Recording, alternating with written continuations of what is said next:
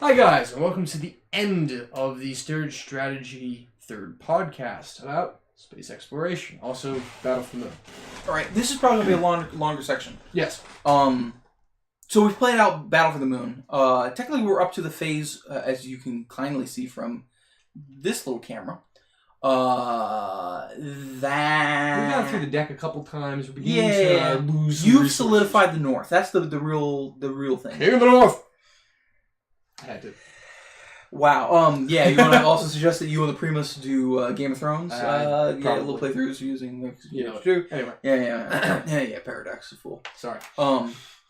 I technically am still in it. Yes. I technically could catch him up if I started doing more of a spread and just pumping units out. Mm-hmm. He's done a couple of monopolies, and it's gotten away from me. And then he's got to capture the moon. So, this was sort of, we bucked heads. Mm-hmm. We spent a lot of time in the trenches. And John, you're gonna show what this is the one a lot of the time I expended in order to take the death of 6 units. He needs to roll better in combat. I need to make better decisions. Yeah. Because I clearly I need to roll better landing on the sunk moon. cost was the real death of me.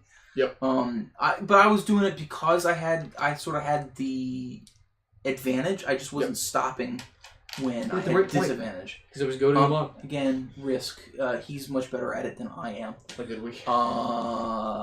If you're interested in this game, there will be a dedicated page on our website. Yep. Link in the description below. And on every little part, if you haven't noticed it thus far. I would hope so. You can sort of leave your contact information if you want to further be notified about how this game gets developed and the rest of it. So you get to know what we think about our own game, and you can contact us and let us know what you guys think. Right. You can also comment below. That's correct. And you can meet us in Boston on Tuesday the 17th, and further events from there. Check out our event page on our website at stereostrategy.com, I think /new events. That doesn't really matter. You go to stereostrategy.com. It's the event calendar. It's the calendar. Scroll down. You'll find it. Click the sidebar icon, maybe. Yeah, it'll be there too. Yeah. With all that said, do you like this game? I think it is rather fun. There's definitely changes to be made. Yeah, a couple. What would you highlight as top one change right now? Top one change right now? Actually, I kind of want to... Most of my changes are I want to see this with 2 more players. So you want to see this with multiple players? Yeah. Do you think this is still a 2-player game? I think it is a 2-player game. Unlike Risk is not a 2-player game. Never played with 2 people.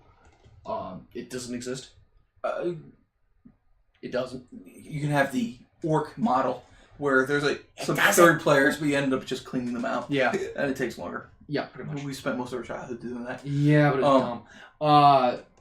Basically, it works with 2 players, but it loses a lot. Yeah, we of don't really care about Risk. We won't care about this. No. In this, it loses. You're racking up points, and I'm not. Yeah.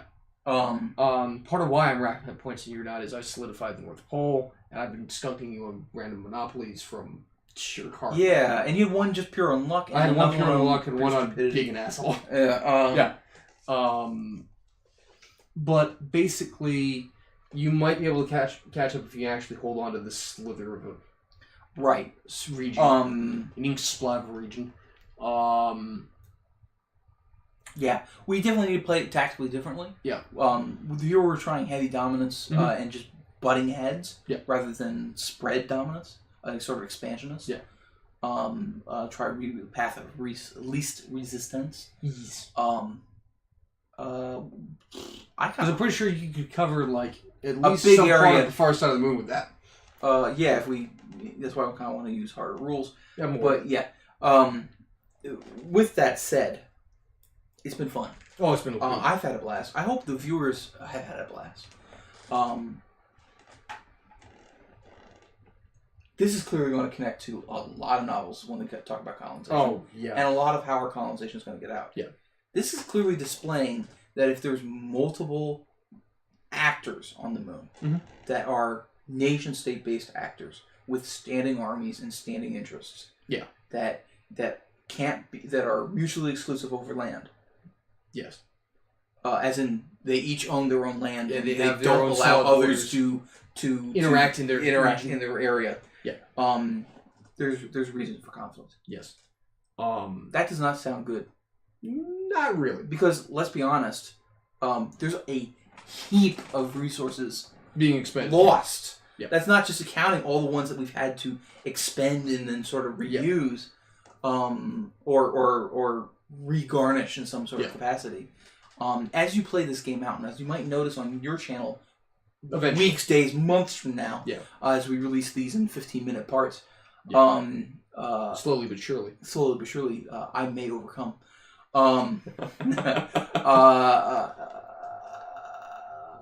Yikes! I think we would run out of resources at some point. Oh yeah, there's definitely material. I think is running out. Fuel, you've been able to sort of hold on to that monopoly. Yeah. I have the capability to sort of recycle in material. Yeah. I haven't used it yet. No, you have not, because I've been training men. With that said, you have any? How do you feel like the moon should really be as an experience? Should this be one where we build together, or have the options of building together and apart? Well, with just 2 players, we are building apart. I mean, we're building in competition. That's what a 2-player game would be. Would always be. With a multiplayer game, you might side up. You might make alliances. You might not. You should allow people to travel through your area. The area is purely what you're standing in. So I mean, so no. That's a no. Yeah, because use of base, all that kind of stuff. I wouldn't. You personally, I would. I mean, if I got someone who could land and then attack out of your stuff, attack out of my stuff and do that kind of stuff. Yeah. And then the problem is, who would agree to that, and would you actually trust them? And the answer is probably not. Probably no. But I mean, for the kind of people who would make an alliance and then team up against other people, that would be an avenue. For the kind of people who say would have a good base, but are desperately in need of men, and someone else has lots of men, but no bases. But no bases. No, you can turn men into bases. This is obvious. So there's definitely avenues of strategy in this. Yeah. I really wish to know other games that are like this. Yeah. Please comment down below if you know things that are like this. Yep. If you're interested in this kind of strategy, and there's like a couple other titles that maybe they have a different genre or a different play style, but they want to bridge that gap between domination military type games and econ sims. Because I think this is a valuable sort of game as an econ sim. Oh, it is. And it puts, even though we've done heavy war here, I have certainly lost because I've been the aggressor. You've been bad at being an aggressor. Yeah, I know. Yeah. Yeah, but you have had significant losses too. Mostly from trying to leave Earth. Horrible rockets. Yeah. With that said, things are probably going to change. Suggestions down below. Of course. There might also be in future several different variations. 2. Yeah, 2 really. 2. There's going to be the simple model, which will very much use sort of meeple like this, big area. Yeah. Okay. It'll probably be a 4 spread sort of play out and not contain this sort of area, but probably double this width. And that's the size of my hand. That's the size of a watch. You get the idea. That's something the size of about a quarter. And that's a meeple. And that's a little larger than a small meeple. Yeah. The cards are business card format. Yeah. 3 inches by 2 inches. Imperial, American, whatever. Whatever you want. So yeah. Yeah. Oh, the other one would be hex and shit. Oh yeah. Much smaller hexes. Maybe 5/8 of an inch, half an inch. Standard. Hex and shit, Avalon Hill type. I'll make my. Well, no, it wouldn't be Avalon Hill because it would be a sphere. Yeah. And it'll do all these weird things. Stuff. And Avalon Hill would just have made a. And it'd probably be a lot of hexes. Yep. and you'd be able to move multiple hexes. Yes. And there'd be quite a bit of tactics and technique in the terrain. Yes. Using something very similar to our Condottieri Conflicts hex boards, this system of terrain. Yeah.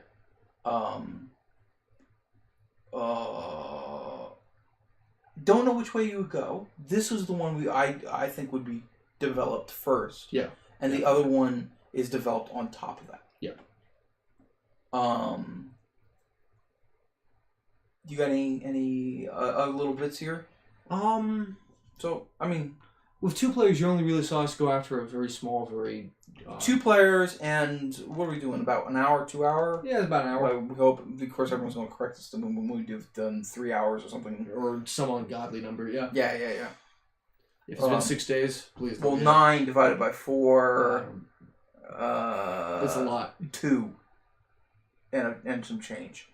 Minus. Yeah. Okay. So hour and a half for just the playtest. Okay. With some rules. But in an hour and a half, we've established a clear front runner. Yep. And you could leave it here and feel satisfied. Yes. And I played pretty shittily. Yep. In probably about 3 hours, this could actually resolve. Whereas Risk is a 5 to sort of 8 hour game. If we were doing the hex style of this, 12. It might take us several weekends. Yeah, well, yeah, that's hex and shit gaming for you. Well, it doesn't have to be. I mean, but yeah, good, but yeah. It also happens to. You have good recommendations for novels. Oh, novels. Of course, the Highline. Sorry, everything. That is Mistress of the Moon. Mistress of the Moon. Is what I'm going through at the moment.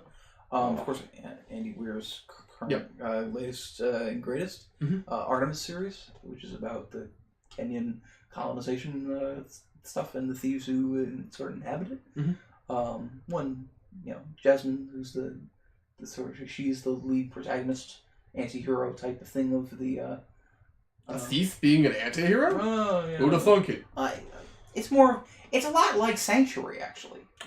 If the characters were not as developed, and we focused almost entirely on the engineering and logistics of the area. Yeah. But because of that kind of bed of research, Andy Weir's opened up a delightful little world.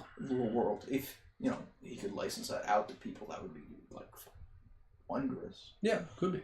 But that's his model of working with things. This is true. And his publishers. Whereas we would prefer the open model. I don't think we would like that on this particular game because of the level of detail and research and you go into it.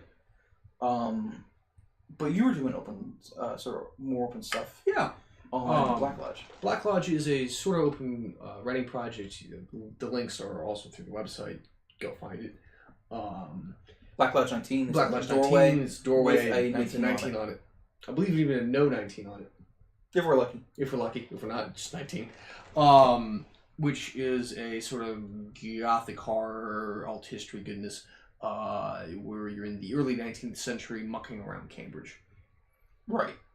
Magic. With magic and spooky things. Political power. All sorts of academia. Conspiracy and academics and cabals. Yeah.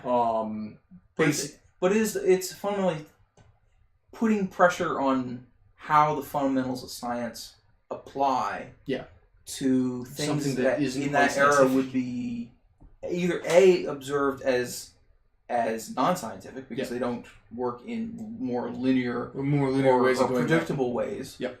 So that they might end up having more quantum or modern outcomes. Or 21st century sort of science. Or it's straight up ancient rituals. A little bit both. Whole lot of both. But yeah. So that's what that is. You're looking for artists. You're looking for musicians. You're looking for all that kind of stuff. People who like creating things. Right. With that, the other flip side, we have Merchants of Freeburg. Yep. Merchants of Freeburg at the moment. There's a game. It's out. It's released. Yep. It exists. Yeah. Another playthrough will come through, and we'll see how good that really is. Oh, yeah.